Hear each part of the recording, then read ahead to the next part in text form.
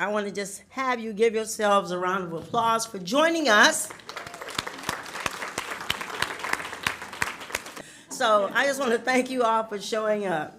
And at this time, we're going to get our program started. What I want to talk about first is digital inclusion. The questions that we'll be answering. What is it? How do we master it? Is it something that we can clone? Are there co-ops that we can create to make sure that digital inclusion is available for all of us, all Americans, across our county, our state, and across America? This is a pressing issue today, and all of you kind of know what's going on. We're going to shed some light on some things that you may not know, and then I'm always willing to share. You may even have some things that you want to share with us. But I just want to say welcome to you. I'm glad you all came, and I have just a few things I want to do. Shalitha told me because I always forget. Yeah. We have a wonderful committee that assisted us, and you can either raise your hand or stand up for the planning committee. And I just want to introduce them real quick because it's so important. Nothing like this happens by yourself. And that's just exactly the point we're making here with digital inclusion. None of this happens alone. It's all the partnerships that have worked throughout the years that has actually gotten us to where we are now. And we don't want to go backwards. So this is the beginning of our Ohio stand, is that we won't go back. Remember that, okay? I want to ask Bill Callahan, raise your hand. Troy Dillard and Sarah Green. Amy Laurie. Shalitha Mitchell. LaDonna Norris. Rebecca Rinaldo. Samantha Sharpman, if she's here. And also our illustrious Leon Wilson. Wasn't able to join us, but he sent us well wishes to a wonderful event of sharing and learning about each other. Give this group a round of applause, because when I asked them to join me and let's make this happen, each and every one of them said yes right away. There was no hesitation or anything. What do you need? And I say, I really don't know, but if we meet, we can figure it out. And so they were there at my very first meeting, and actually were eager to assist. Before I go any further, I want to introduce my co-chair, Shalitha Mitchell, and she's with CSU Cry AHAC. Her title was so long, so I'll let her talk about that and tell you what it is. But she's been assisting us with our DAP program through the years, helping us make sure that if one of our students does not have a connection, she has provided hotspots for us throughout the years, throughout the last 5 years through CSU. So I like to acknowledge her for that, because that partnership is definitely needed. We always want our folks to stay totally connected. And so she is part of our DAP program along with other members. And with that, I'm gonna have her say a couple words, and I'll come back and conclude the opening remarks for our guests. All righty.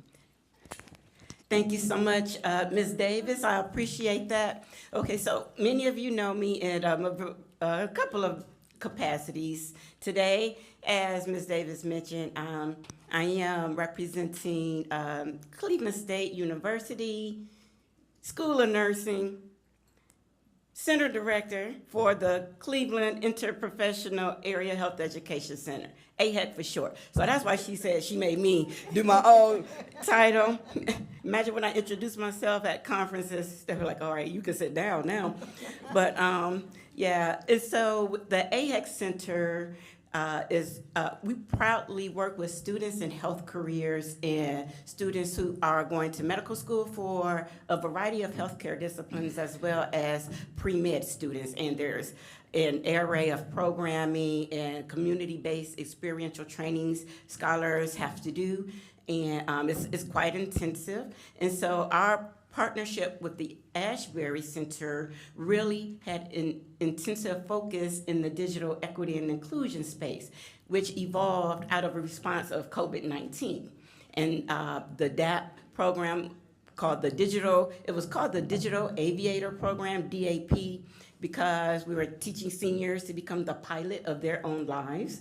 And so we were like, take flight and this and that. And so now we have transcended to the digital adoption program, because now it's about adoption, not just learning and gathering access, but really embracing it so that you can make a positive change in your lives. So we're really excited about that continued collaboration and are fully vested into the digital equity and inclusion space. I'm excited. You'll learn some more about the DAP program later as one of my amazing scholars is joining us today.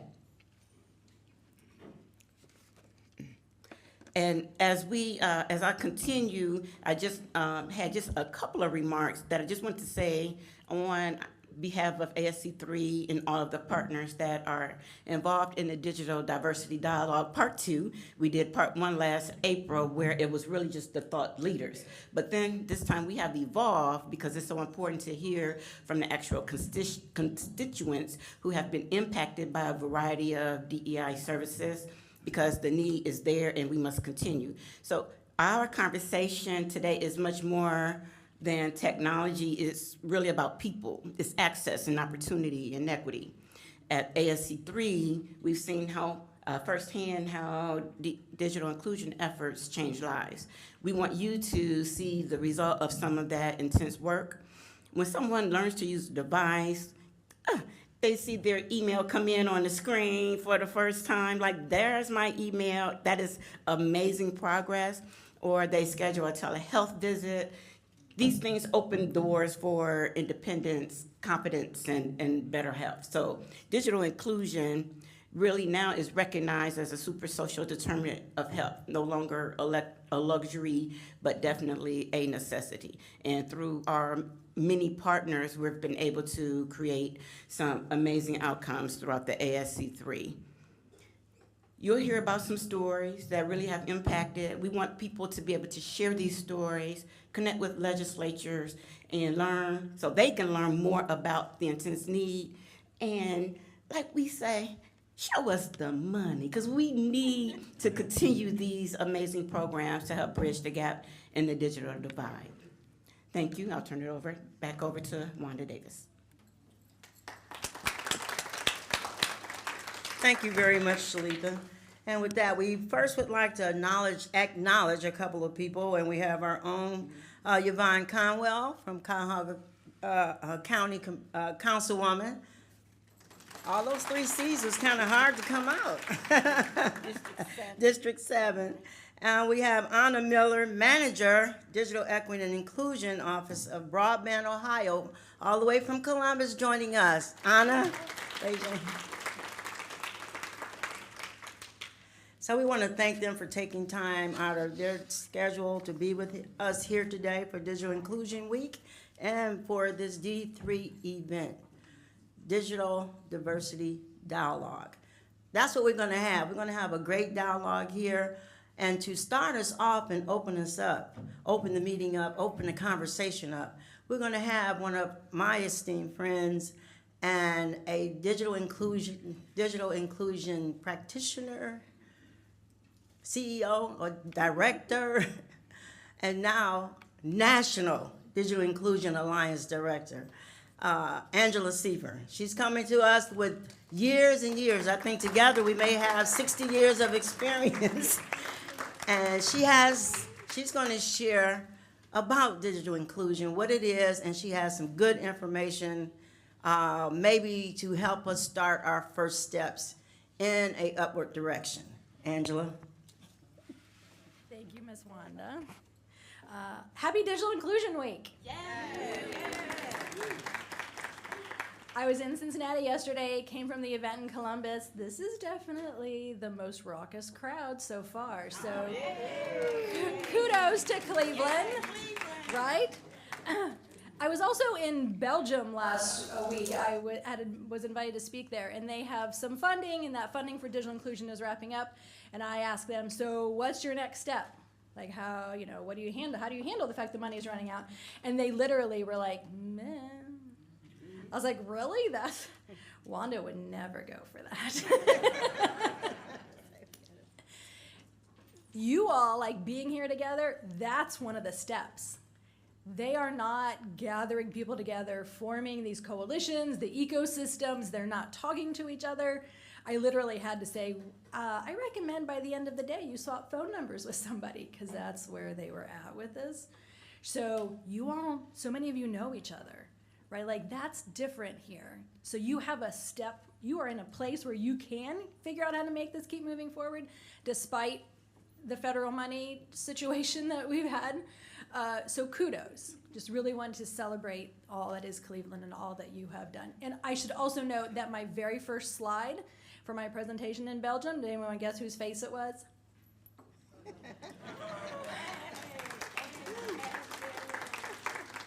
Wanda is literally like the person I'm like, okay, let me explain digital inclusion in the United States to you. I'm going to tell you about Wanda. And that's how I explain to people what digital inclusion programming is like here in the States is Wanda. So you all are very fortunate to have her. The other piece of this, like how we figure out money type situation, is the data gathering. It's the impacts, right? So we have to gather the data, we have to tell the stories, and we have to be doing it collaboratively. I will also share with you that because the Digital Equity Act was canceled, NDIA, we had one of the competitive grants. So we were in a situation where we could file a legal complaint against the Trump administration, and we did that about midnight last night.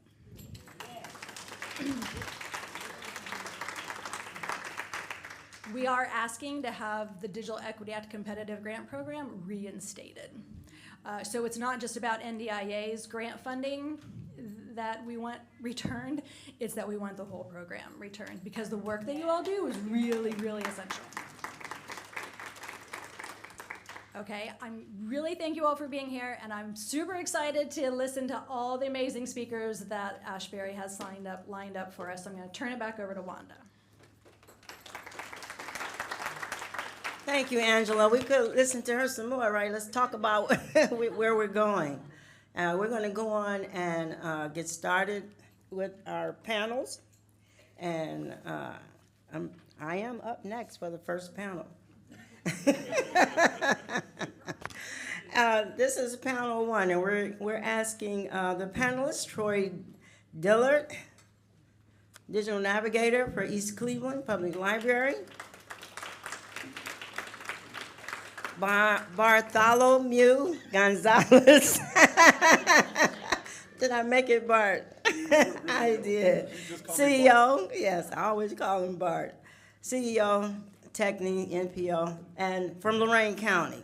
So that is the partnership that we had with Bart for 20 years now, going back to all the way back 20 years ago with our Connect Your Community grant under the direction of Bill Callahan and the collaboration of Lorain County, and Bart will talk a little bit more about that.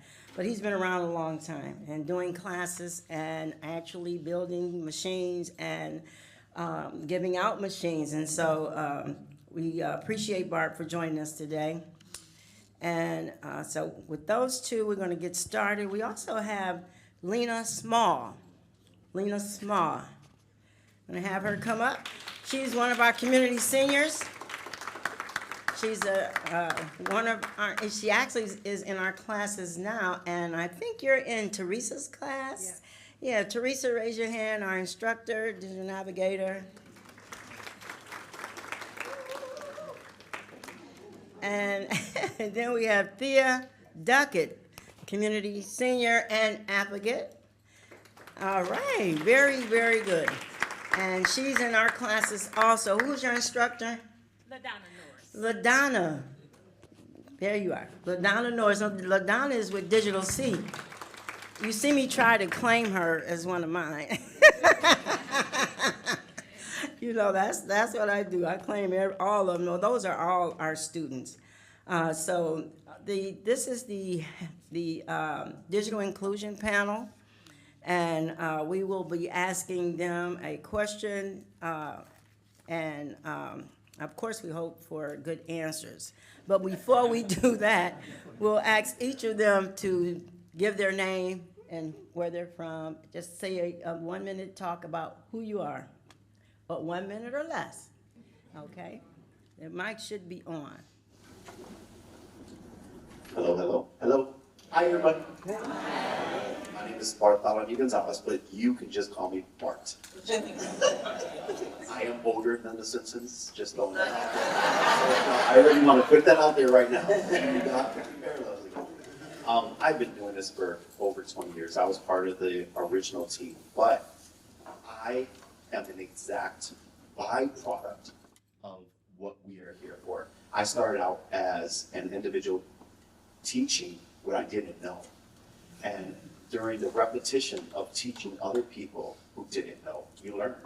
And so I'm still here, and as a byproduct, I have my own business now. I just started my own nonprofit to be able to take this. For me, it's never stopped. We were teaching, and then the funding ran out the first time. And what do? And we found a way to keep it going for another 2 to 3 years. And then after that, I went back to a full-time job. But I'm getting emails after emails, running into people in the grocery store. You can't stop. And so next thing I know, I'm in a library at 8 o'clock, or as long as they're open, in the class doing free classes by myself with 20 to 25 people. And from there, I just started my own business, and I haven't looked back since.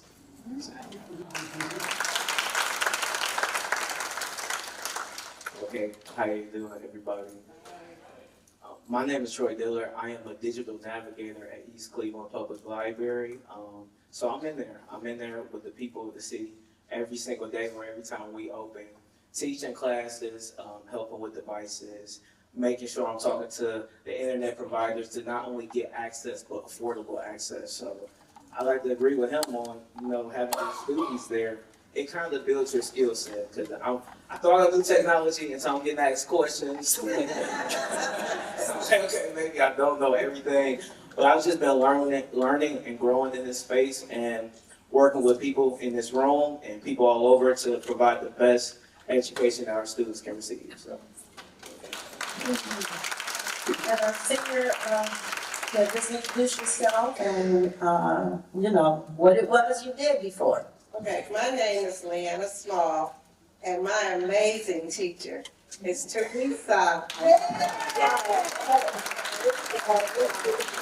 I'm at the Ashbury Center, and everyone up there is so helpful and friendly, and we're nothing but a family at Ashbury. So for seniors who are looking for something to do, come to Ashbury Center.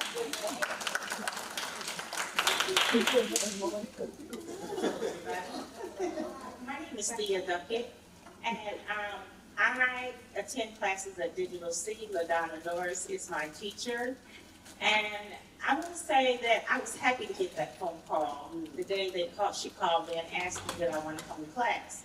And I had stopped working, and I wasn't doing anything. And she said, well, you want to come to the computer class?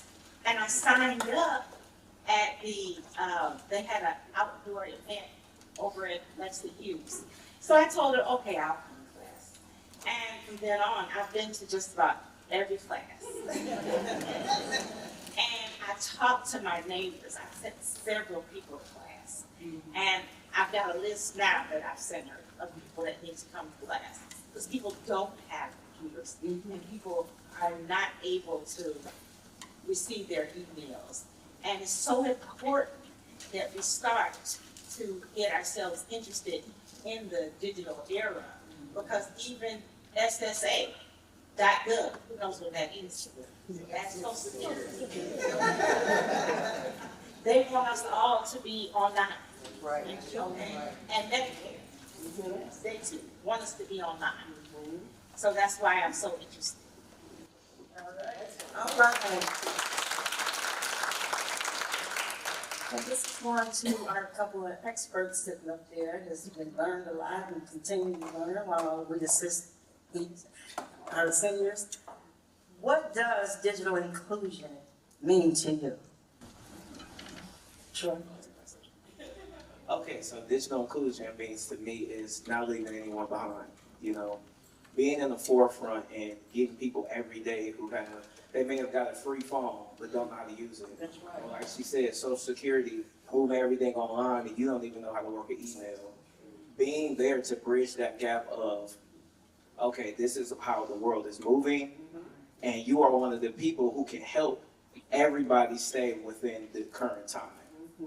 That's what it means to me. Being together, bridging that gap, making sure that I'm doing my part, not only just teaching classes, but making sure that they understand it, making sure that they're grasping the information, and when they leave me, they're not just confused and I just shoved a bunch of terminology down and let them go out the door, and then they still don't have a place in the world. Digital inclusion is very important. And I never knew how important it was until I get people who come in. So being there and being that patient person, because it's not just about teaching them, being patient with them. I got a lot of my students like, well, I tried to ask my daughter, but my daughter, she gets so irritated. She gets so frustrated, I can't go to her. How many of us have that? Raise your hand. So being there, being that support for whatever people need is what it means to me, bridging that together. Yeah,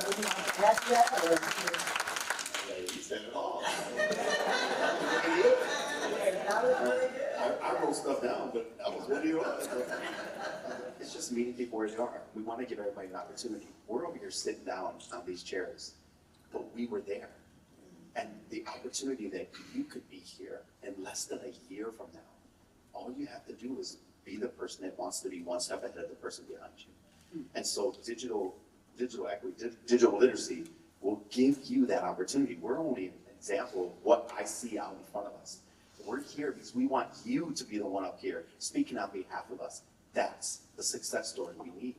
And if we have more of those, if you can take one thing you learned and you can use that and just capitalize on it. I was like, that makes my heart sing. I know it's going to make your heart sing. Everybody on these front tables, that's the purpose. And so if you succeed, we succeed. And so digital, that is in a nutshell. Exactly. Yeah, exactly. Thank you, Bart. Just a couple follow-ups with you. Now, understanding what digital inclusion means, what training and resources are needed to ensure communities are able to meet the definition of being digitally literate and prepared? What's that term? All right. Exactly what you were doing. Being available to help you when you need it. Let's be honest. Technically, you don't need us. Because if you go on the World Wide Web, how many of you know you can take an online college course for free right now? You go to the library and go to Google. There's all the information's there. But why don't we do it? Because we're scared. What if I do something I don't know how to do? Having a navigator, having somebody who can walk alongside you. If I had a mentor who can walk with me, what's going to stop me? What's going to stop you? And so, does that help? Is that a good answer? That was a long question. So. Yeah, we're just looking for what your thoughts are. Because, all of us have different thoughts when we talk about these issues. And so we're getting different perspectives. So thank you. That's true. I would definitely have to say affordability and internet access. I mean, a lot of you know when ACP dismantled or left, it was a worldwide, everybody went into like a frenzy and a panic. I had people coming up to the library like, hey, what's going on, man? I got a bill. What's going on? I was able to get XYZ done with that money instead of going to that internet, to my internet provider. I was able to utilize that in other areas. So looking at spaces like that or like the devices, okay, yeah, you may come to computer class and we have computers there, and I know a lot of seniors, ASC3 has devices there, but when you get home, if you don't have a device, how are you going to practice? How are you going to make sure that you're retaining the information, that you know the information, that you can use this information, if you don't have a device, or maybe you have one of the little free phones. And we know if you've seen them, they provide you with access, but they're not the best user friendly, right? So getting devices that you can use and it's not going through trouble and you sitting there thinking, oh, maybe it's just me and technology, but really it's the device you got. Maybe we could help in that space as well. So that's why I see a lot of within my eyes. It's like, okay, well, yes, I'm providing the digital literacy, but what about the devices? What about them being able to get on the internet, browse at an affordable rate with decent service, with great service, you know? Not just hear internet and then you crash it and it's slow or it's make you more frustrated having it, you know? So spaces like that. That's the If I remember right, Angela, the first time I heard this, was a three-legged table. That was like, it, right? A three-legged stool. My bad. Table thought me cool. It was like, you gotta have internet, you gotta have a device, and you gotta know what to do with it. And if you take a leg away, what do you have? Oh, and then you try to sit on it, what's gonna happen? You're not gonna stay up. And so it's still in me. I was like, because you can't truly have one without the other, but being able to utilize them and being able to know when to have it and when not to. I remember ASC3 finished, and I was running around, and I think it was Windstream came out, and we convinced them as a city, and with the mayor on board, if we transfer anybody from who they have to you to give you permission to come in, you got to give them at least a low cost to free internet for a duration. And anybody who came in, they honored the ACP for a year. And so we were able to extend that a little bit, but that's not everybody's situation. And so being able to have those conversations as a group, we're more powerful together. I was like, when they saw that it was the city, it was organizations, individuals, and then the community got together, that company said it was in their best interest to say, you know what, let's do this, let's honor this, even though we know we're not gonna make money from getting the money from the government. They did it on their own. And so. Mr. Davis, as a senior, I think it's very important because the class that I went through, we had to take some classes on fraud and different things like that. There were 4 classes that were offered and we had to take at least 3 of them. After we completed those 3 classes, we received a free refurbished laptop, and we also got $20 off a month for 12 months on our internet. So if we don't use these programs, you guys, we're gonna lose them. That's right. So we have to use them, don't be unforeseen. Thank you, Lena, and I was just ready to follow up with you two. And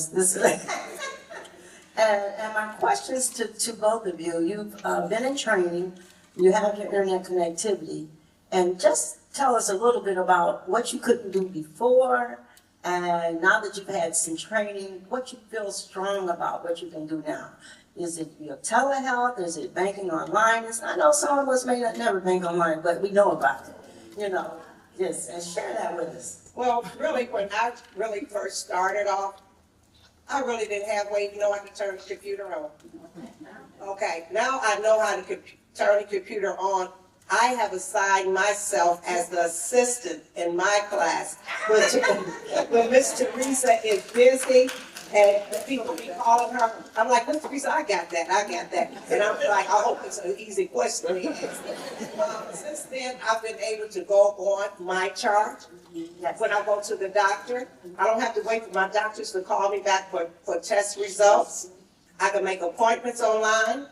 I go on and check my bank account online. And there's so many things that we can do. You know, check your bank account, send out emails. My kids laughed at me. I'm like, you guys, I could do a group text. And they're like, Ma, are you serious? Yes, I'm serious. That was very important. I work in the church, and I'm the general superintendent of our Sunday school. So when I have meetings, guess what, y'all? I say group text. Very helpful. Yeah. The main thing for me was my computer, my whole computer saw its day. I was pretty computer savvy, but I wasn't working at the time, and I really needed a computer. And when I got the call about coming to class and that I would receive a free computer, I was so excited. And I knew so many other people who just didn't have computers, who were not computer literate at all. And everybody that I knew, I would call them up and tell them, especially if you lived in Cleveland, I would call them up and I would talk to them and tell them about the program, how to sign up, or is it okay if I give Ladonna your phone number, so on and so forth. And my brother-in-law, he was one of them, and he was like, I don't know. And I said, well, you come to class for the weeks, and they're going to give you a new computer. And he told me he didn't know, so on and so forth. So about a month later, I called him again. And this time he said, okay, yes. And he came to class, and I'm gonna tell you that my sister asked him on a Monday to take her somewhere on a Tuesday, that next Tuesday. And he told her, oh no, because my class is going to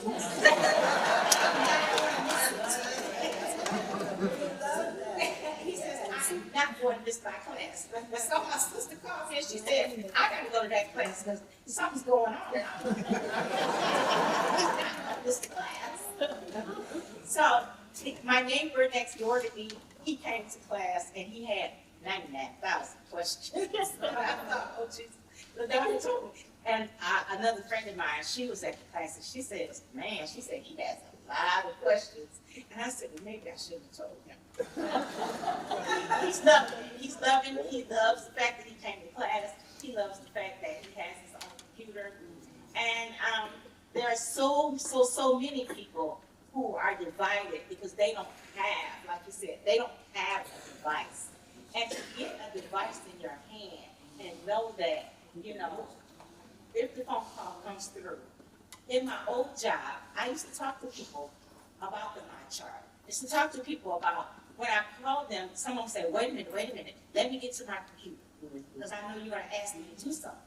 And those that didn't have computers, you know, you would have to do a couple of calls, because they would tell you, oh, you got to call my daughter or my son, because I can't do that.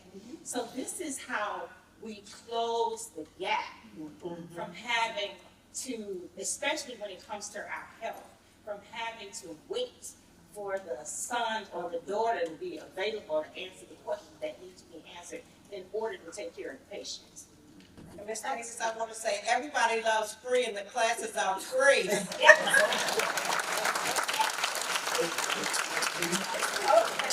We're gonna wrap up my segment. You know, I hate to because that's my pet peeve, the digital inclusion piece. But did they do a great job?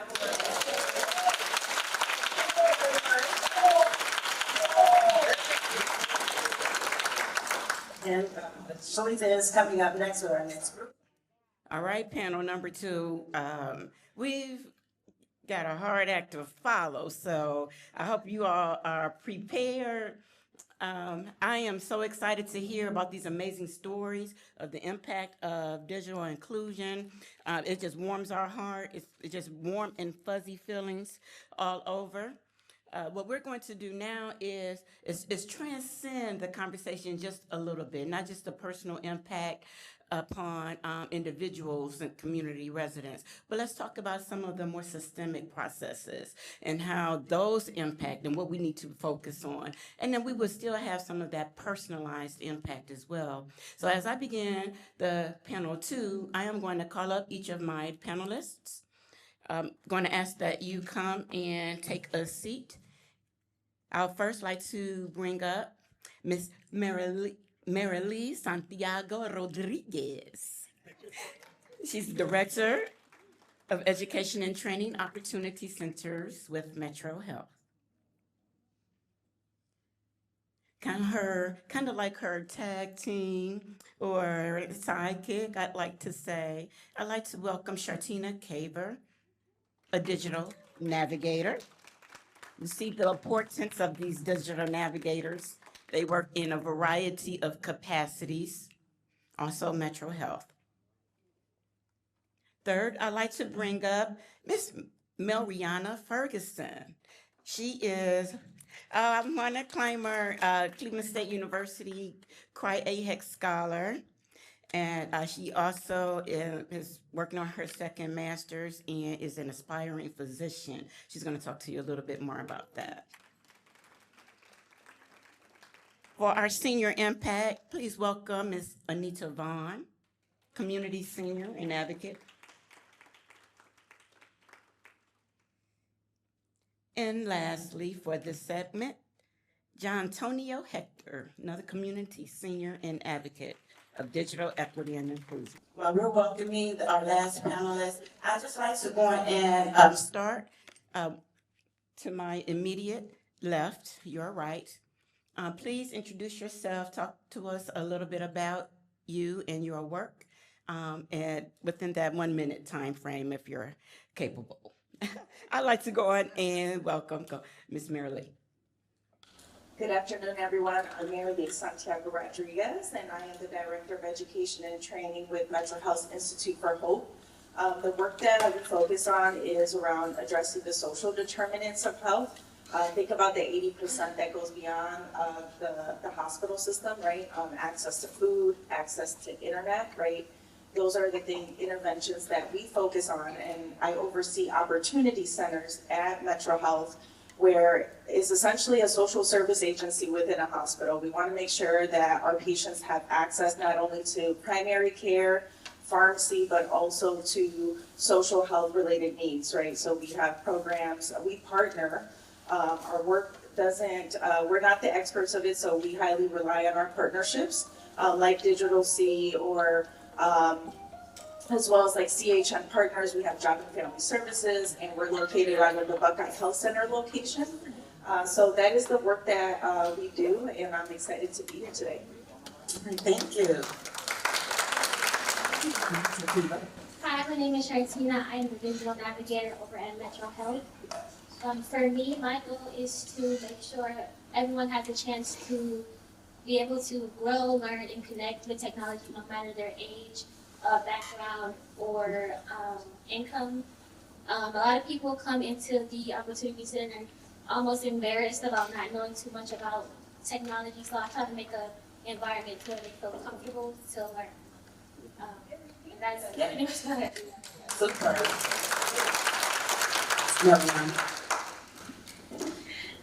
Hi everyone, my name is Melriana Ferguson. I graduated with my master's in medical physiology from Case Western School of Medicine in May, and I'm back at Case Western School of Medicine in my second master's in aerospace physiology. I am going to complete that master's and then go on to their School of Medicine to get my medical degree. You go, girl.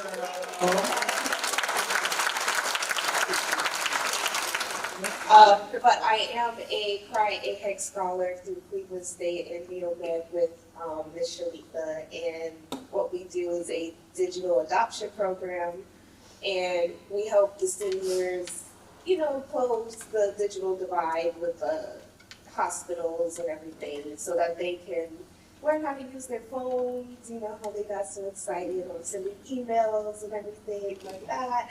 And so they can learn how to use MyChart. And so they can know how to upload their documents and learn how to check their labs, learn how to send messages to their doctors, because they may not know how to do that. So we're here to help them in the community so that they can have an advocate, and because they might not have that. Like Toby might have said, their daughters might get irritated with them. Because I know I get irritated with my parents. Thank you.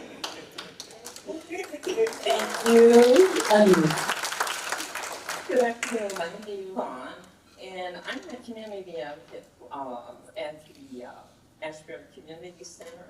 And initially coming, I was very shy because I did not know a great deal about computer access. And that might seem very strange from a retired registered nurse. And I have been in school, I have 2 degrees, but in my practice area, I was using a different application. I was not in Microsoft much. And also, there wasn't a great deal of emailing. So that's a new opportunity for me as well. I can say that Ashbury Community Center is a very friendly, warm environment for learning. And these things are important, not just for seniors, but for everyone. You have to have comfortability. You have to know that you're not pressured under learning. Yes. You have to know that you have a community. And that's what we have at Ashbury. We have a community. And learning and digitalization is going to be ongoing. It's not a one-time fix. It is ongoing, and it's ever evolving every day. So, yes, I'm hearing a lot about my chart and UH my chart as well as CCF my chart. It's also important to know how to access medical issues online. Not internet ready, but evidence-based ready. And these are the things that are important for your care because you are the biggest advocate for your care. Fantastic. Good afternoon. My name is John Antonio Hector, and my profession, I am a medical delivery carrier. I joined the digital ASC3. I can't remember how many years now, about 5 or 6 years ago. And I'm glad I could join because it's difficult to navigate on the computer if you really don't know some of the simplest things that's mundane to someone that knows how to operate a computer. Open an email, sending an email, recognizing how to navigate in editing an email if you need to change something on that particular email. So the classes are phenomenal. And I'm what I call myself a repeat offender. I graduate and I come back again. He said, "You signed up again?" I'm signing up again. But God can tell I've learned a lot and I'm still learning. And there's situations on the computer where you may not be exactly familiar with that particular area, but because of the classes, I'm able now to figure it out. Okay, I can do this, I can do that. I'm a travel guy, I love to travel. This is October, yes. This time last year, I was able to book my trip to Phuket, Thailand. Stayed over there 2 weeks. But it was a beautiful thing just to go in the computer and navigate through it. I wasn't nervous, I didn't have any worries. I didn't mess up anything because the flights and everything, you had to really book and know what you're doing. But thank God for ASC3, am I saying it right? Yes. And the classes and the teachings, different instructors may teach a little different, but each instructor is getting you to the point where you need to be. For an example, sometimes we have a class, I'm on the side of class, 11 o'clock, right, Dina? Shout out to you guys, Teresa. Right, for sure. For example, sometimes we will talk through a situation. How would you work your way through this? And for me, that helps me a lot because when you talk it through, that means it's here. You have it in your head. You can do it on the computer, that's the one thing. But when you can repeat it and talk about how you would get through, then it means, to me, for me, I don't know about everybody else, but for me, that means it's sticking, it's staying home. But thank you for allowing me to share. Back to you. Out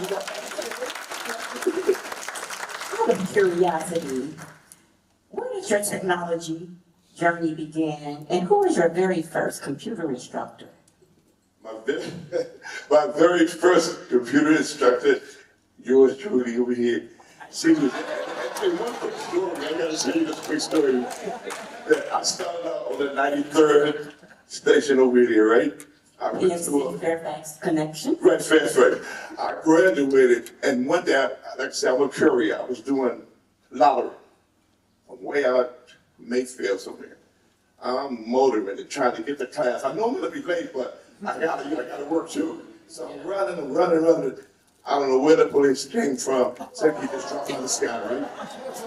He pulls up, he pulled me over. I said, oh my God. He said, what's the hurry, young man? I said, listen, I gotta go to school. I got 2 more packages to deliver. I deliver lottery, and I gotta go all the way down to Cleveland.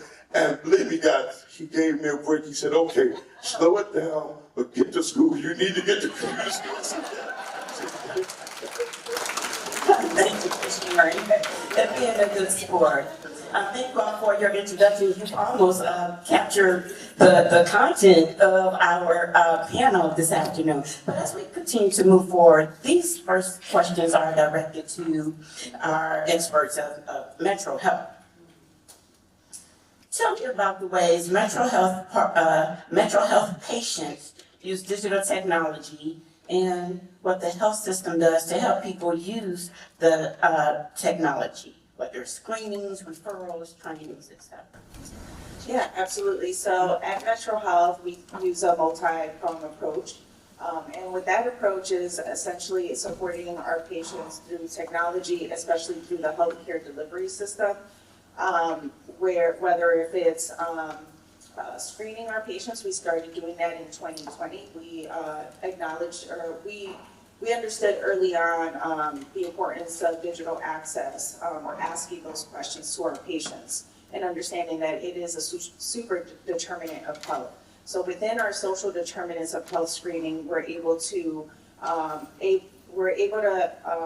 get the answer from our patients, whether or not if they have access to internet, if they need digital literacy, or if they need a device. And with that question too is, do you need help, right? So it's not necessarily what the barriers are, but what is it that meeting our patients where they are. We've also done mail campaigns because we understand that not all of our patients, just are at the hospital all the time. So we have reached out to our patients that method and asking them the questions around, do you need help with access to internet? We're recently doing a text campaign and asking our connecting our patients to our digital navigator, Shartina. And then lastly, we've conducted focus groups to better understand what are the digital barriers of our patients. And then lastly, as a health system as a whole, there are programs that are, embedded within our system to support from telehealth appointments, as well as, Senior Spride program, which is a specific program for our seniors. We have a red carpet care program that is designated for patients who may have intensive chronic conditions that need that added support. So they receive that support through video visits as well as remote monitoring equipment. So think about glucose meters that you can manage. You can see what your diabetes or your A1C levels are through an app. So doctors are able to, read that information from their office, regardless if you're at home, right? So it allows us to, leverage that technology. But it's important for our patients to know how to utilize those tools, and that's where the work of what Shartina is capable of doing. Thank you so much, Marilee. You've mentioned some amazing program opportunities available through Metro Health. I am glad to see that systemically one of our three bigs is getting it and really adopting digital equity and inclusion. I'd like to follow up and ask you, without revealing any medical information, can you tell us about a senior for whom your digital inclusion efforts have made a difference? So I'll give one quick example, but we have Shartina here who has a story that she can share too. But one example is we screen our patients, as I mentioned, for social determinants of health within the inpatient setting. So while you're hospitalized, we have a nurse that will ask you, do you have enough food at home? Do you have access to transportation? And again, the question around, do you have access to internet? Well, we were able, through the questionnaire, we were able to identify that while the patient was admitted to the hospital, that he was being at risk of being evicted because the landlord had switched to online payment only, and he had the money, he just didn't know how to do it. So we were able to quickly identify that gap, and through the social worker who was working with this patient, and help, maintain his housing by making sure that he was able to get his online payments done. And that is a serious issue in many of our public housing dwellings, also moving to those methods. And so digital inclusion, at its best. Shartina, what has been some of your impact in working with a senior in your space? Yes, I had a senior. She was actually a referral from one of our financial coaches, but she was facing a barrier in which she needed home repairs. And he had treated her backyard that was not only affecting her roof, but her neighbors. They were threatening to take legally against her. So she and her insurance would not help her out. So she came in, wanted to start a GoFundMe, which she had never used the internet before ever. She had a up-to-date phone, an iPhone, but she was only able to send texts and call out. No knowledge of internet at all. So it kind of took a couple sessions, but we ended up making her a GoFundMe. So from setting the goal to making the description, from there we had to find out a way to promote her. So we had decided that we were going to make her a Facebook. So we made her a Facebook to be able to promote her link and connect with her friends, so it was able to reach multiple people. About 2 weeks later, she had ended up raising $900 towards her home repairs. And so we took it a step further. She didn't want to use Facebook for a social matter, but more so for business. So we ended up getting connected with Facebook Marketplace. She had a lot of different furniture at her home that she wanted to sell, get rid of. So we ended up making posts about that. From that, over the weekend, she ended up selling about 3 things. I think a dresser and 2 nightstands. But it raised her over an additional $300. We had to learn how to post. We had to learn how to use Cash App, Venmo, and online banking because a lot of the times they were not comfortable with bringing cash to her. So, just all around getting her skills and doing that. And now she uses it on her own. So she comes in twice a week to just update me like, hey, I just added this on there, and I just sold it for this much. Do you think that was, we just conversate. She just comes in and she keeps me updated. And it was really a boost to her confidence being able to use it. Wow. Right. That was amazing. Yeah, visual navigation has a very important follow-up question for you, Shartina. Can you help me do a GoFundMe? Use some money. No, that is amazing work. Congratulations on being able to be extremely impactful in her life. We're going to move on to Mariana, who is our aspiring physician. Mariana, I'm going to read a question/statement. I want you to think about that. You've heard Metro Health talk about social determinants of health quite a bit, which is like one of our major core topics as an AHEC scholar. Think about access, equity, your SDOHs. From your perspective as a future healthcare provider, how do social determinants of health like income, education, access to broadband, that part of that 4-legged stool. Actually, we've evolved to a 4-legged stool now. I just wanted to let you know that. We include digital literacy skills as that other leg, and tech support is the other one. So I would like to know if you can encompass like your passion, and then you can even access some of your other areas in terms of the impact of digital equity, DAP, SDOH. Okay. Your prepared remarks are sufficient. I don't want to throw you off. I just kind of do that. I think the healthcare system kind of forgets that it's not a one-size-fits-all. You have to meet the patient where they are.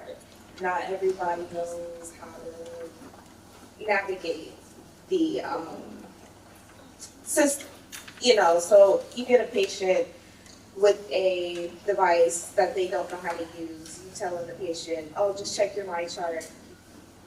Well, the patient doesn't know how. First you need to ask them, do you have internet? And if the patient looks at you, well, what is the internet? Then you have an issue. So, I mean, really, guys, we're in the age now, you're dealing with baby boomers who grew up without internet access, without technology. They only had flip phones. If that, they had to use minutes. I mean, I'm learning about minutes. I'm 24 years old. But when you think about social determinants of health, you have to think about meeting the patient where they are. You have to think about what resources can we use to help the patient get the help where they need to be. Can I help them get the internet access they need? Can we go to the library? Can we get them on the internet with that? Can we go to McDonald's? You know, just somewhere where we can get them the internet access that they need. But with the My Chart and everything, you know, we just need to see how can we navigate that? How can we get on? Because I'll give you an example. I have my oldest son. Now she might be 45, but her brain is at senior citizen mode. And she's probably hearing me right now, and she's gonna get me for it later. That's okay. But no, really, guys, she went into a coma this summer, and then she had a seizure, and then a liver transplant. But the doctor sent her home with all this medical knowledge, and she didn't know what was what. She didn't know how to do it. Everything's online. And they're just like, well, go home and do it. To do that, you need these community healthcare workers to sit down with you, patient advocates, you need social workers, because the doctors aren't going to do it. They don't have time. They do, but they don't. So you need that. Yes, you do, yeah. So I hope that. Yes, very much so. And I thank you for sharing that, even your personal story with your, I know you were instrumental in her healthcare journey.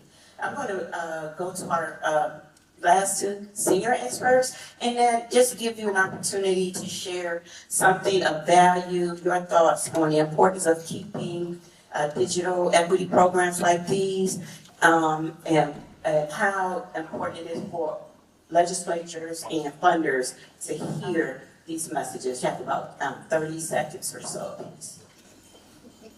I think that it's very important to get it out to the legislative bodies and the governmental bodies, because they're not on the forefront of care.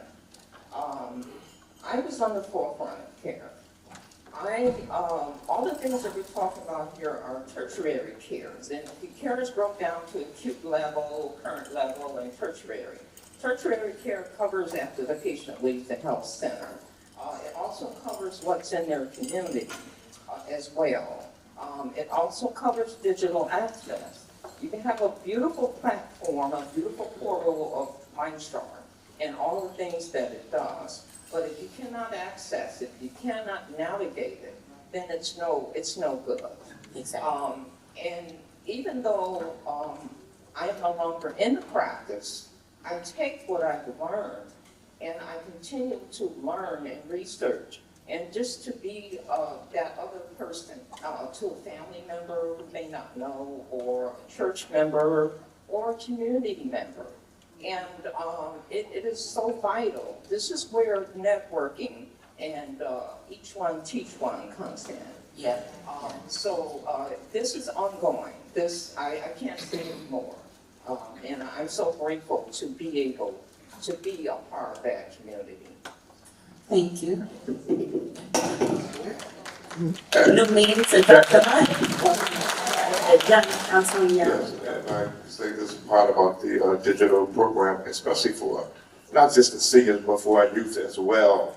It's very, very important, because we get older, and as we can see, technology continues to advance and evolve into higher levels, so to speak. Therefore, if you're a senior, for example, if you know how to recognize the phishings or the scams, something simple as knowing that the padlock that is locked in the corner left, right, or an email or something of that nature, knowing what that means is a big deal, because if you don't know, you can lose your retirement, your Social Security, all kind of ways that people sit up all day that well advanced in technology to find ways to take what little or much that you may have. So the programs are phenomenal, and it's something that I'm happy, grateful, very grateful that's in effect. I think we should, hopefully, prayerfully, it's something that continues to grow and continues to go forward. Because again, every year, all of us, you're getting a little older. I'm 66 years young, so I need it, and I'm grateful, and I hope and pray that they continue the program. Thank you. All right, thank you so much.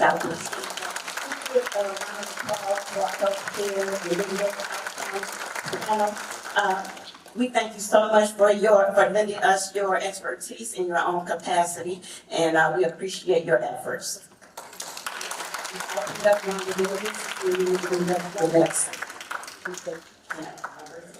Give them another round of applause. Here, I mean, that area is something, you know, it takes a lot. And I just want to say a good congratulations to our youngster there, Shartina. What a great job she did. She was so nervous and she knocked it out of the park. Yeah. So our next group, I can get it together. Where are they? I have too many pieces of paper up here. Number 3, DEI, advocates and leaders. Thank you. I get myself lost. Okay, and the panelists, we're going to have them come up. Our good friend Daniel Wilberson, Executive Director with PNC Fairfax Connection. LaDonna Norris, Director, Community Outreach and Education, Digital C. Tiffany Taylor, Director, Housing and Finance, Wellness, Benjamin Rose. And Ricardo Reynoso, Digital Adoption Manager, City of Cleveland. And even though I've named them and their titles, I'm going to ask each one of them to, again, just repeat who they are and what they do. So good afternoon, everyone. If you don't know, I'm Daniel Roberson. I am the Executive Director of the PNC Fairfax Connection. It is uniquely a unicorn for PNC. We are the only one across the nation that is a community resource center that is owned and operated by the bank, but it's not a branch. It's not a bank. If you don't find any money other than an ATM, and maybe if I have 25 cents on me, but we offer nothing but free workshops and programs when it comes to technology, partnering with wonderful partners like ASC3, as well as Digital C, and across the board. And we also offer small business, career mobility, workforce development, and also financial education. So it's something that that makes us different, set us apart, that we make sure that we are truly an impact to the community.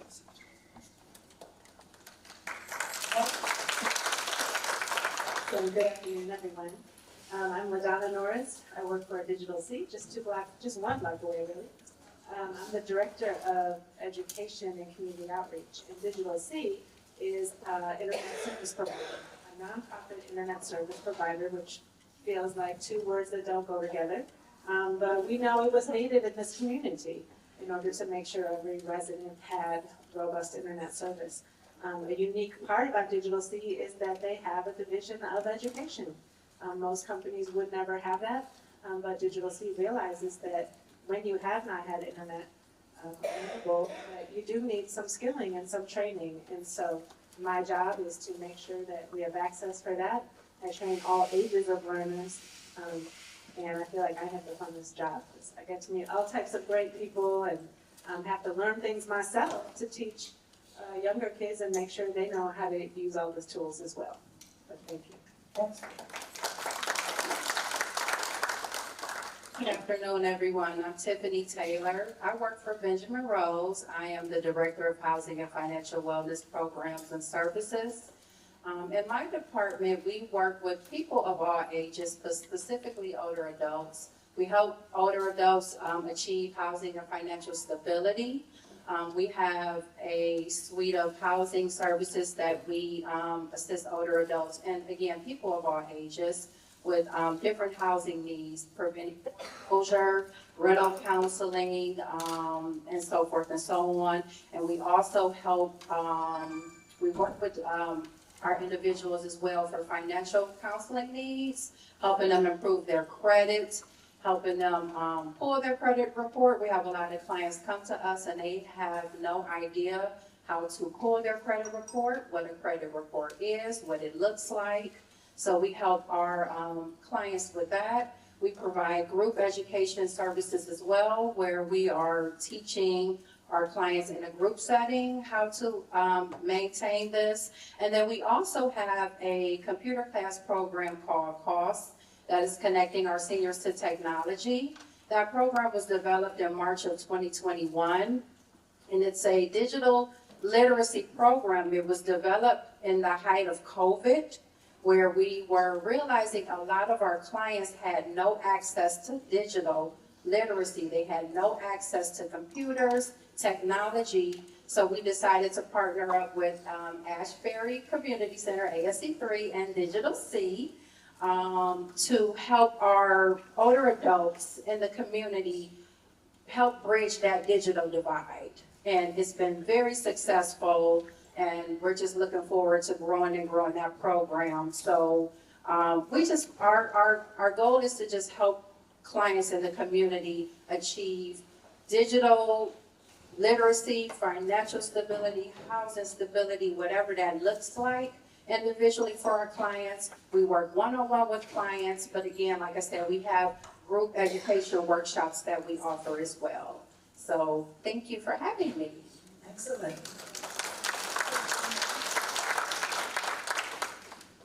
Afternoon, everyone. My name is Ricardo Reynoso. I'm the Digital Adoption Manager at the City of Cleveland. More or less, I am the point person on everything related to the digital divide. So working with community partners, ensuring that you get more affordable residential broadband options for Clevelanders, the digital skills training you need, the tech support, et cetera, everything that revolves around that. That's my job. I'm the first actually at the City of Cleveland in this capacity ever. So it's a blessing that the City of Cleveland finally is committed to this work. We're going to get there. I just want to remind everybody, it's not going to happen overnight. It's a journey when you get there one step at a time. And I'm just excited to be here on this panel. Thank you. It is a great panel. And these are the people, the organizations that ASC3 partners with to continue to bring digital literacy and health literacy and financial literacy to all of you. This is one of the reasons why we exist, because of partnerships. And you can see through this cross sector, they bring us the necessary tools in the event that sometimes monetary may not be what's needed. It may just be we need your space, you know? We need one of your instructors, you know? And so it's things like this, organizations like these that keep us afloat. So with that being said, I want to just ask you all, and what we know that a digitally literate community produces more economic value in general. Now, we do know that. This value benefits a number of cross-sector stakeholders, like all of us, from all over the place. Tell me more now how digital skill impacts your work area. And I'll start with Dan first. How do digital skills benefit the banking area? Ooh, that's a good question there. Let me say first, though, I think there was a comment earlier said that, you know, how you have that parent that needs help, and you're that type of person. I was that guy, irritated with my mama every single time. She literally got her a new smartphone. I got everything set up, had all the contacts on there for her. Saw her a day later. She deleted every single contact. I even put them on there. I was like, I don't even know how you did this. So, I was just trying to dial you guys. So I definitely understand.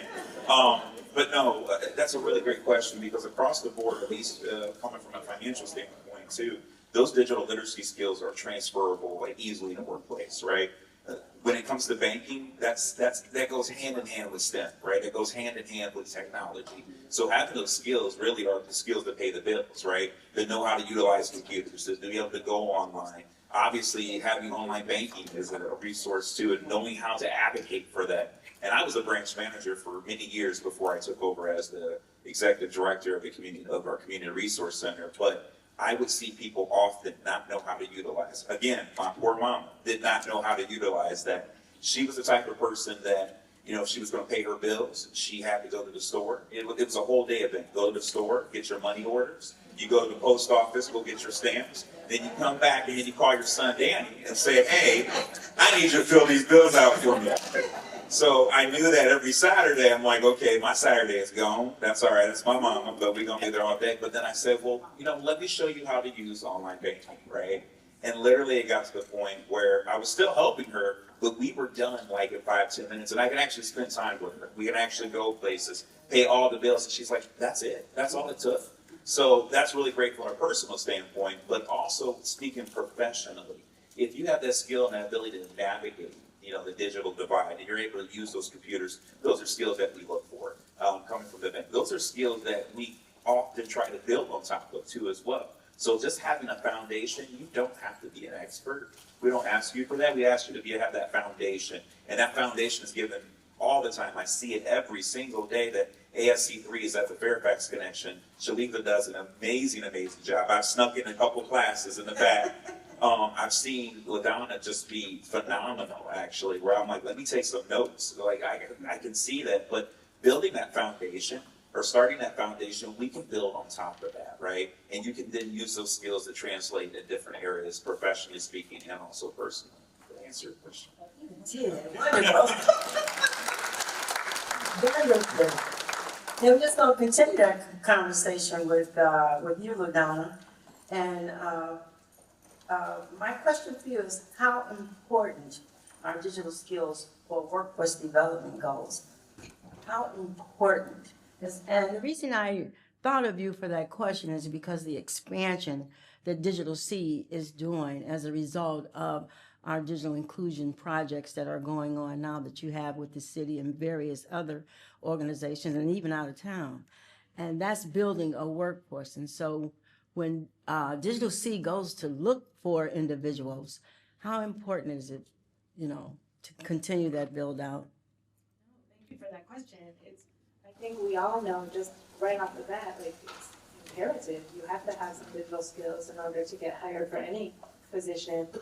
My first week at Digital C, and I've been there just over 3 years, a gentleman came in who he needed to find a part-time job. He was an older man, but he needed extra income, wanted to apply to be a crossing guard, and was angry because he couldn't just fill out an application. It was online. Just the frustration of that. That was my first week there.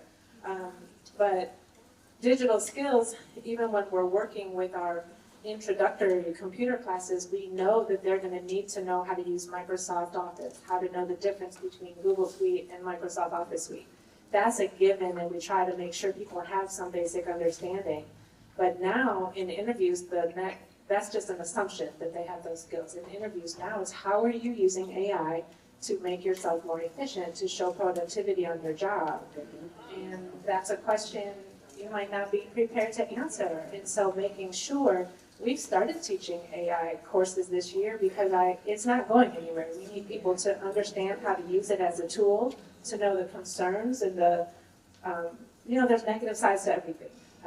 Internet had negative aspects, but it's not going anywhere either. My teacher told us that Google was going to be the death of intelligence.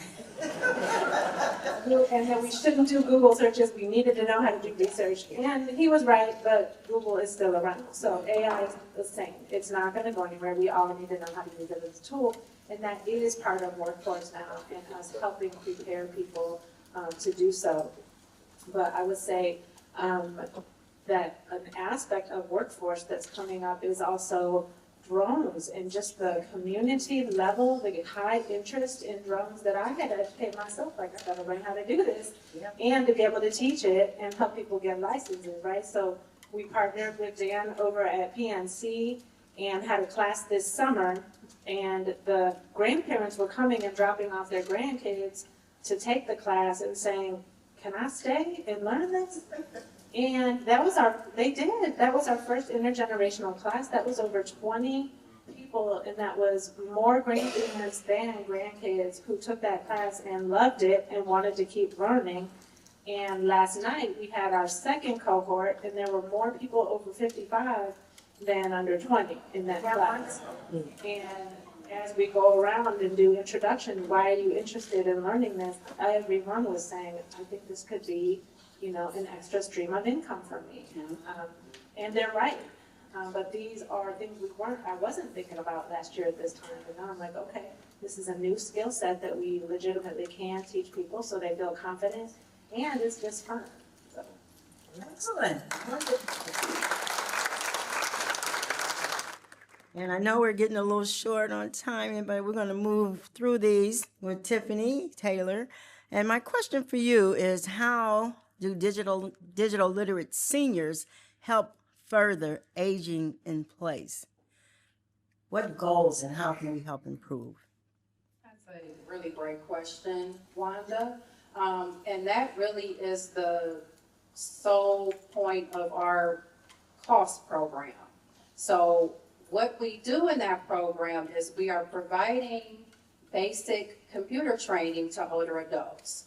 Older adults that have not, that they don't know how to, I think one of the panelists mentioned this earlier, they may not know how to turn on a computer. They don't know how to charge it. They don't know how to log onto the internet. Things that we might do every day, a lot of our clients have no idea how to do this. So what we do is we provide them with free training on how to, basic training, how to operate a computer, how to charge it, how to turn it on, et cetera, et cetera.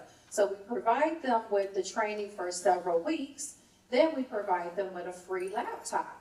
So you get the training, you have to have the computer, you gotta have a device to be able to operate, so use the skills that you learned, right? So we provide them with the laptops, and now you got the computer skills, you have the device to use. Well, we're gonna take a couple steps further than that. We're also going to pay your internet. We're gonna reduce your internet cost for a year.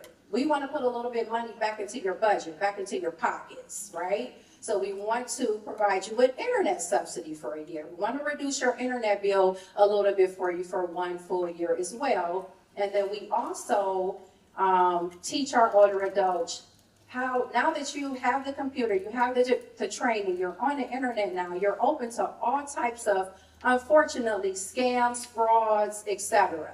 So we are financially educating our older adults how to be careful when you're safely navigating that internet. So I say all that to say, to me, older adults that have that digital literacy, aging in place is they're now able to use the computer. They have a computer now. They're able to get on the internet. They're able to attend their telehealth appointments. They're able to pay bills online, do online banking. They now have email addresses. A lot of clients come to us and they have no email address.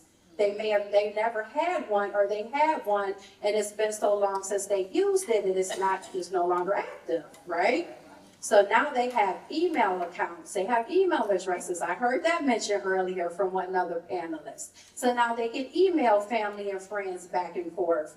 They can online shop, not too much shopping, but they have the ability to do that. And then now they have the access to work from home. There's a lot of clients that attended our cost program. They are using the computers that they got from our program and they're working from home. They are working from home. They are back enrolled in school, taking online classes, right? So the sky is the limit. I can talk all day long about it, but to me, they now have the tools, they have the device, they have the resources to be able to navigate digitally safely, when it comes to education, it comes to income, it comes to your health, paying your bills, banking, so forth and so on. Excellent. think that was the best way to say how I joined you all in the senior world, how we age in place. So excellent, excellent. And Ricardo, you're gonna pull up the rear with us, and my question to you is, how does a digital literate public enable and create more engagement with local government? How do we engage when we are digitally literate? Yeah, absolutely. That's an excellent question. This day and age, government is increasingly online. As you all know very well, you don't have to actually attend any council meetings, any committee meetings, et cetera, in person. You can see Councilwoman Conwell and her husband online at their respective meetings. You can stay engaged that way. You're able to communicate with your leaders, different city departments to find out what's going on. A couple of years ago, we released an open data site, data.clevelandohio.gov, where people can find out all kinds of information about what's going on with, let's say, for example, the air quality to tree canopy. It's an opportunity for you to stay more engaged and finding out what the city is doing. It's also is a way to help keep us more accountable as a city. It's hard enough with public transportation as it is, and if you're fortunate enough to even have a vehicle to get down to City Hall to get these services done, right? And so increasingly we're moving all this stuff online. So your ability to be able to understand the tools online to use to figure out, like if you submitted a permit, or let's say if you're working for a nonprofit, you're trying to get funding, you can kind of track progress on these things online. And so this increasingly, there's two sides of the coin, right? Unfortunately, I feel sometimes we're moving a little bit too fast, and we can't lose sight of the importance of still working with people who aren't able to stay online. Yet that's a reality. Online it's here to stay, and so we need to, as a city, to do our part to make sure you're all able to stay online affordably, to stay on top of what we're doing, to hold us accountable more. And when you guys are able to do that, that also makes sure that we can serve you better as leaders of the city. Excellent, excellent. I think I told you this was a fantastic cross-sector group. We had banking, we had internet connectivity, workforce development, we had aging in place in social determinants of health, and then we had our government. And he brought in all aspects of the government, from the city, the county, the state, and even federal. So what do? We have all this information. One thing we know we need to do is vote, right? We got to make sure that all of the folks that represented up here that's assisting us, that they know that we are ready to vote. You have the tools. You have all the online tools they've talked about. You have the online classes they've talked about. Nearly every aspect of what we do is online. Keep that in mind as we move forward. Because this next group, and thank you very much for in with this panel. This next group is our call to action group. And I thank you all very much. I start speaking right all the time. Thank you. Another fantastic panel. We're excited now. We're rounding out the day. We'll go a few minutes over 3 o'clock. So for those who are able to stay just a few minutes, because this is the call to action. You've heard so many testimonials.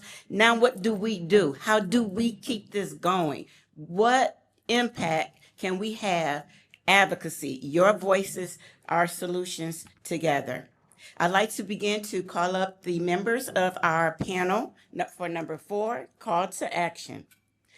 Rose Zitello, Esquire, Executive Director, Westtown Community Development Corp. Jacqueline Adams, Social Services Supervisor, Department of Health and Human Services, Cuyahoga County. And Mr. Bill Callahan, Long-Term Digital Equity Leader, Connect Your Community Director. Rose, I'd like to start with you, if you can give your brief introduction, please. Thank you. I'm Rose Tittel. I'm Executive Director for Westtown Community Development Corporation. We're one of about 16 CDCs in the city of Cleveland, and we have a pretty strong voice because we represent the residents that live in the various neighborhoods in the city of Cleveland, and the city gives us money to do that. So one of our core services is keeping folks in their homes through various programs to, put a new roof on or a new hot water tank. And so we're very dependent on digital inclusion. We had the opportunity to move into a new building 2 years ago. Our first floor neighbor is Ashbury ASC3, and Wanda and many of her staff people are here, and we love working with them because most of our seniors that we are trying to keep in their home are the baby boomer generation, not the really good digital skills. So it takes about 2 to 3 hours to work with one applicant to make sure they're getting all the programs that they need. Thank you. You're welcome, Jackie. Good afternoon. Thank you for having me. I just want to say first and foremost, I've worked with Ms. Davis and Shanique for a very long time, so I'm the biggest fan of Ashbury City Houston. Anytime they call, I ask. So I'm Jacqueline Adams. I'm the social service supervisor at the Powell County Division of Senior and Adult Services. I just want to make a shameless plug that I have some folders that has information about all of our services at the Senior Center on my table. And so if you're interested in getting a packet, please feel free to come by and see me. But what I will say on the side of what I do every day, I work specifically with information services. And I tell people that I talk to that I make life and death decisions for seniors every day as it relates to utilities, keeping their home, rent, bed bugs, mortgages, food insecurity. Every day we have a intake center that the numbers increase yearly. And it's amazing to me that with that increase, there's so much of a need of help. It is a call to action. It really is. And so the other shameless plug is that there's 2 sides on my team in terms of staff. I have an adult benefits program specialist that services both of the Ashbury Senior Computer Centers on the east and west side. So at any time on specific days, you can go and meet with that specialist and she will be able to service you. We do a lot around heat. And this is a big thing for us. The clientele that we have get 1 check a month, whether you retire or whether you're on Social Security disability. So the big thing for retirement is how do I navigate 1 check when I've worked all my life? Whether you plan for it or you didn't plan for it, it's there. So how do I pay my bills? How do I do anything? And having the knowledge from computer literacy is very important. From the social disability, the Social Security disability side, it's the same situation. You're dealing with limited funds, and so how do you maneuver through that? And that's what we do. So when you walk through our doors, we want to sustain you, that when you walk through DSAS, you leave in a better position.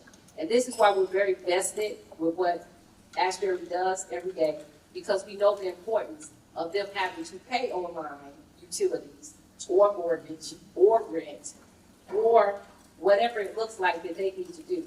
But the other big thing that I see so much of is the cable bill. The cable bills are astronomical what people pay. It's astronomical. And so I talk to them, we have to figure out how do we get those bills down where it's not necessarily all this cable, it's just having the internet, the basic, so that you can do what you need to do in your household. Because as much as we want people to come out, there is still a COVID situation where people stay in. Isolation is huge. So I can go on and on. I'm sorry.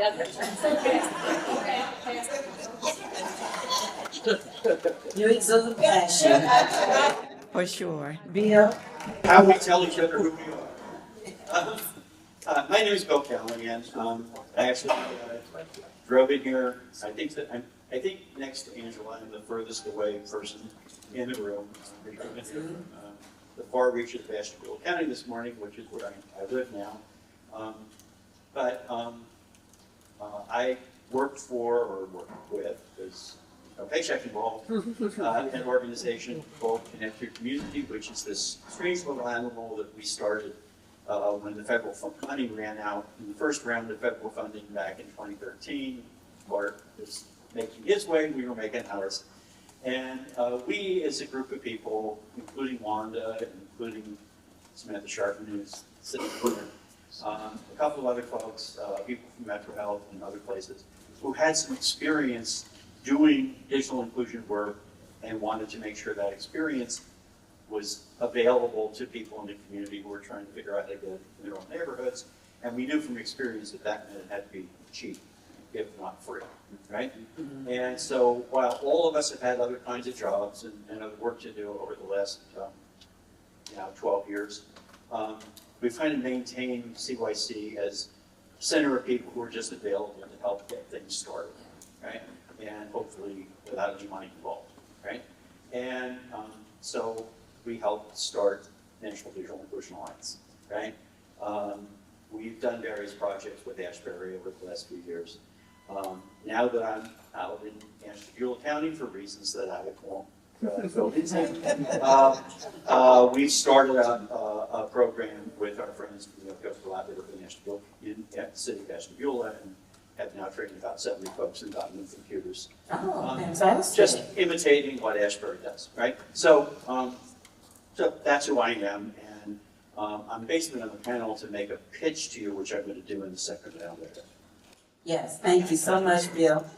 This entire panel is a wealth of knowledge and experience and resources. So I'm excited to delve right into our call to action segment. I'll again begin with Rose.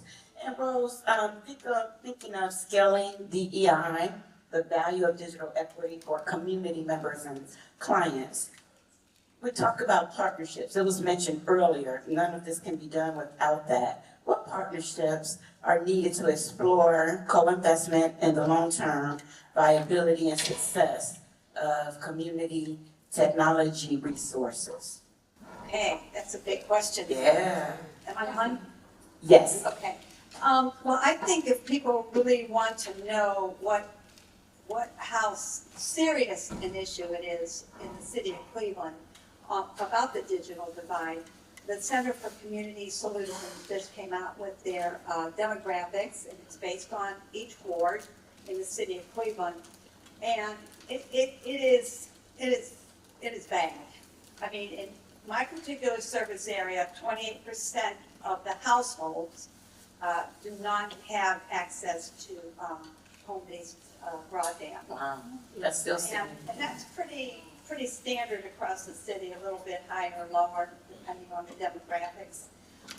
So I feel that, as a trade organization, we do have an umbrella group for all the CDCs, that we do need to do more around organizing and supporting better access to digital inclusion for all of the reasons today.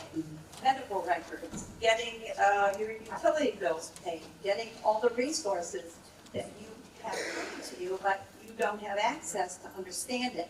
The city of Cleveland just recently went to an online portal for all their housing referral and repair programs. Wow. And that has left a lot of people in the dust. So, we need to think about how we are going to organize. I mean, we have an umbrella group of community development corporations, and we're having a serious discussion about that. Oh, thank you. First of all, that's excellent in terms of those resources within the CDC community. You continue to be assets for the greater community at large. I'd like to go on and move to Jackie. How do digital skills for clients affect social services? And what is at stake for you in your work if critical programs like those offered by ASC3 or Digital C go away? Well, we need, Ashbury, and more Ashburys in our communities. I mean, like I said, when the clients come in, there are so many barriers that exist. And so if you don't have somewhere where people can go that's of like mind and feel comfortable in that space, it puts them at risk and it puts them in a precarious situation where they don't want to go. We make referrals. I mean, wraparound services is what we do. You have to be engaged with so many community partners because we have to be able to assess the client when they come in. Even though they may come in for a utility, even though they may come in for a rental assistance, there are so many layers that we have to address in that period of time. And they think that our team are long-term social workers, but that they're not. This is kind of hit and miss. And so it's so important to have the computer piece in because everything that we do now is wrapped around digital literacy, everything that we do. And regardless if they're not there, they have to be there. And we have to be able to really have a conversation because the clients that we interact with, many aren't feeling well. Many have had medical challenges. And then many have been homeless. Many have had situations that they could or could not do anything about. But at the end of the day, at the core of it all, they still have to be able to maneuver day to day. Whether they get their check from Social Security digitally, okay? So you can't get paper checks now from Social Security. So Absolutely, you gotta have, yes. you have to have a bank account. And then, look at what happened with the SNAP benefits and all the scam around food stamps. So being able to have access to that and being able to go to centers like Ashbury Senior Computer Center or just having the basic technology, and then taking accountability. I just would love to see more people take accountability for wanting to learn. I think the greatest gift, because I've been doing this work, I call seniors my passion project. The greatest thing that I've learned from them is to keep moving, this is what they've said to me, and to keep learning. And that's the greatest gift I've learned from them, and I continue it in my work, and I share it with other people because, regardless of the age, because the criteria to come into our agency is 18 to 59, and then 60 and older. And so we see just as many barriers for those young people as we do for the older people, okay? So, but I know the importance of it. We cannot live without it, and we have to figure out how to maneuver with it. Thank you very much. We cannot live without it. That's a common thing. For sure. And I'd like to turn this over now to Bill. Now, we've heard from Rose and Jackie on their different components, more social and then more housing, resources and partnerships. All of these are factors in keeping it moving, the DEI movement. Bill will expound on resources. What can we do? Legislation. Where's the money? I'd have to let Bill do it. Come on. Mr. Callahan. Oh, we finally got some money. Yes. So, but I will say, we know the need for digital skills will not extinguish. How do we stabilize the funding needed to maintain the community technology resources? Thank you. First of all, let me just say, Angela Seifert being this made what I think is an important point, particularly for those of us who know our peers in other rooms like this around the country, right? This city has spent basically 25 years building the relationships that are in the room, right? And lots of stages, people come through all kinds of different work and different kinds of projects. But in the end, people have stuck together, right? And continue to work together. And the consequence is that we can sit in this room and talk for the last hour and a half about all this work. And nobody has said, oh my gosh, I don't know what I'm going to do now there isn't any federal money. That is a remarkable fact, right? All over the country, that is what people are saying in this meeting. What are we going to do because there isn't any federal money? Nobody here is saying, oh, we have to close up shop, right? That is a remarkable fact. about the city of Cleveland. And it's something that in some ways we owe to our peers around the country to help people understand and build on how that's done. One of the reasons for that is that the city of Cleveland, through a lot of people's work, including some people who went out of office while other people came in, right? Because that happens all the time, have made it possible for the city to be supporting Digital C's work, right? Work at the Ashbury Center. That's really, really important, right? We have a manager of digital adoption in the city of Cleveland. Now, that's not unique, but it's really important, right? It took a while to make it happen. Exactly. We have counties that invest in digital inclusion. And we have a state that is actually, despite the fact that it is, known across the country for those red states, right? We have a state that's put money into Digital C's efforts and that has really worked pretty hard to tee up the ability to support digital inclusion across the state, right? We now have a state digital opportunity plan, right? Okay. And we have a Broadband Ohio office, which is actually quite committed to supporting this kind of work. The problem is that that office just lost $24 million Yes. of money that would have supported that work, right? At the same time that across the country, we lost, what? How much was the total? Well, it was about $1 billion. About $1 billion. About $1 billion With a B. about as competitive grant funds across the country. That supposedly was committed, and right up to the point of signing contracts and starting to spend money, right? And all of a sudden disappeared. Why did it disappear? It disappeared because it was a Truth Social post one night, right? And then everybody, downstairs from the president and the federal government the next day was writing out emails saying, sorry, you don't have the money anymore. Okay? You heard that NDIA, and this may have gone over your head or not, but you heard that NDIA just filed a suit to try to reverse Yes, we heard that. the impact on that. Yeah, that's worthy of another applause. That is great. It is also not so great because that is the first organization that has filed that lawsuit about any of this money, right? So this is 5 months later, right? So this is all really important for the movement nationally, and it's also important for us locally, because even though we're not quite as dependent as luckily, right? We still are going to be hurt by this. More important, we're going to be hurt by the fact that both the federal government and kind of by,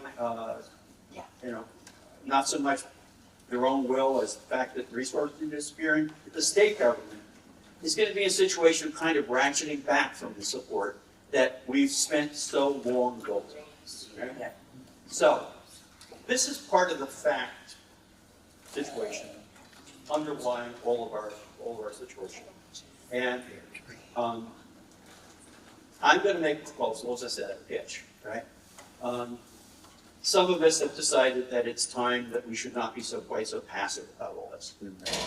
And it's about time that we all started talking to each other about how we can start driving some of the events that are happening that are going to affect our lives down the road.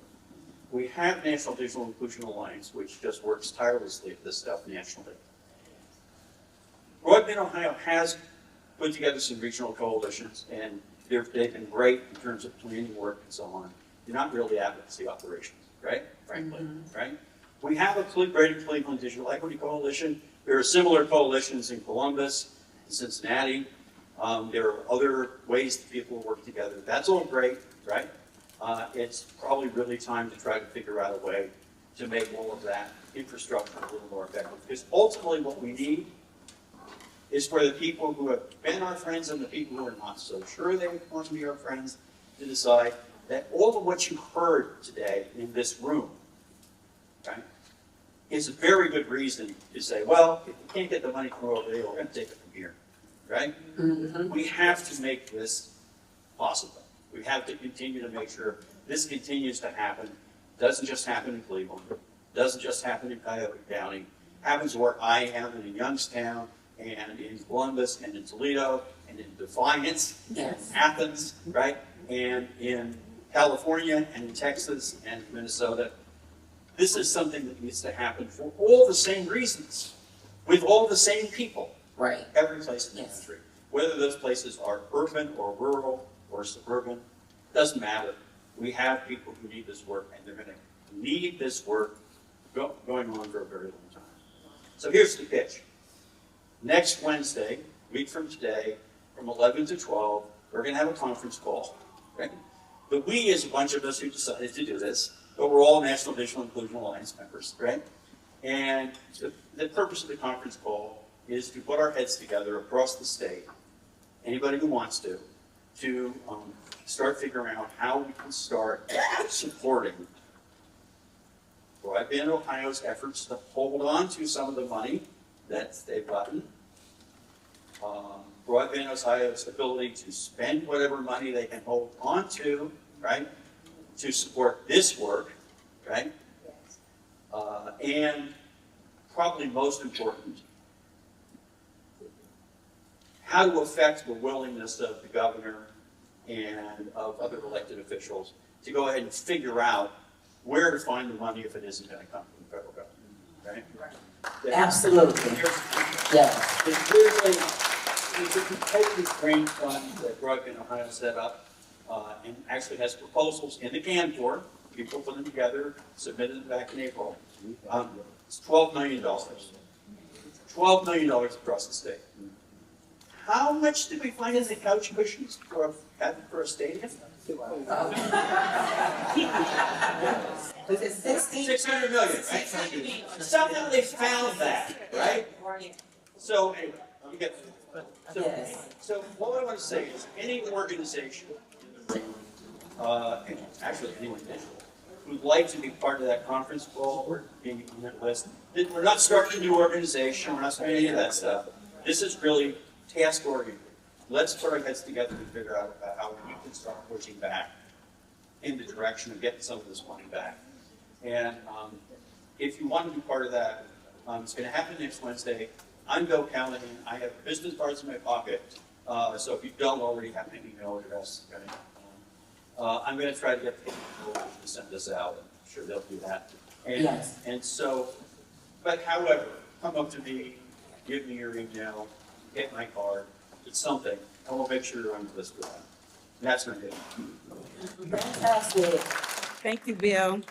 That is extremely important. The work that they are about to embark upon is really trying to get the government to release the money that is just kind of hanging out there. So, and it is designated and earmarked for digital equity and inclusion programs throughout the state. And he was right, it just kind of went away on a nose. In fact, there was a big broadband meeting about to take place in Columbus, and when administration reigned, the meeting was canceled like the day before or something like that. I do recall that vividly. So we do need to be able to put some boots on the ground with my fans. Sorry about that. Some of y'all got that reference. But boots on the ground, foot soldiers, to really be able to help. And sometimes it's just about listening and sharing. So I also like to charge this D3 town hall. We have captured many people's email addresses, and then perhaps we can do a follow-up email that would include that information about the town hall that Bill is talking about. So seniors, if you get this email as well as a little link to a survey, we would like you to fill that out.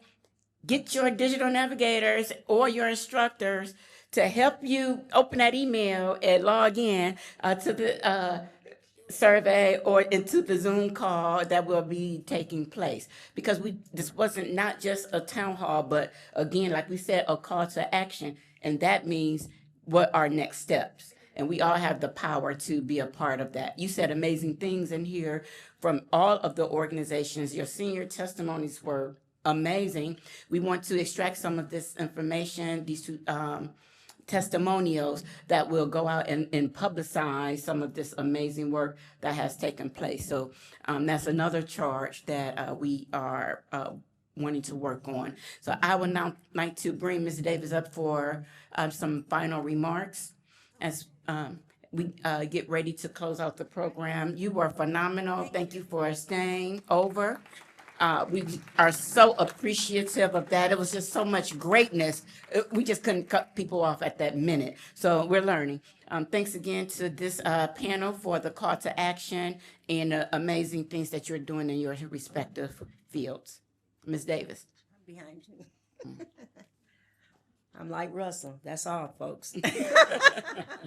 No, seriously, thank you all for attending and joining us. And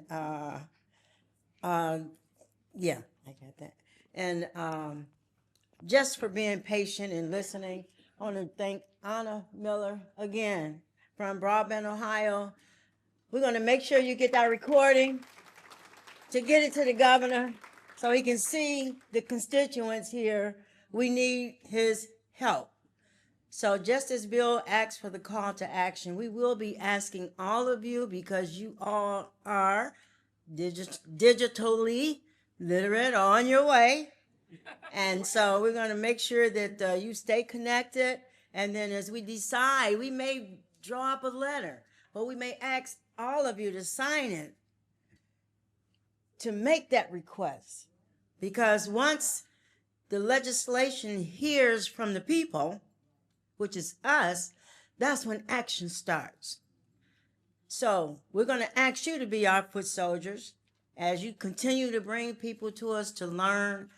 We want them to be ready when it comes time to vote. We're in this position. Why? Because the voting. So I'm telling you to tell everyone you know, going forward, do not miss a voting opportunity. That's where our voices are heard. And I'm going to go any further. I got to thank my staff, the ASC3 crowd. Stand up. Teresa, Tracy, John, Caleb, April, Radina, Cynthia. Just thank them for being there with us, because I think I get on their nerve every day. And they bite their tongue all day. But they all come back the next day to help me out. So I really appreciate them. And then one success story I'll have to tell you, Cynthia Felder started with us is not some skills, because she worked for the IRS for 30 or 40 years. But then, like you say, that was just one thing. But then she learned a whole lot of other things from us. And she kind of started as a student, and then as the alumni leader with her classmates. And then now she's joined us as a part-time staffer. How about that?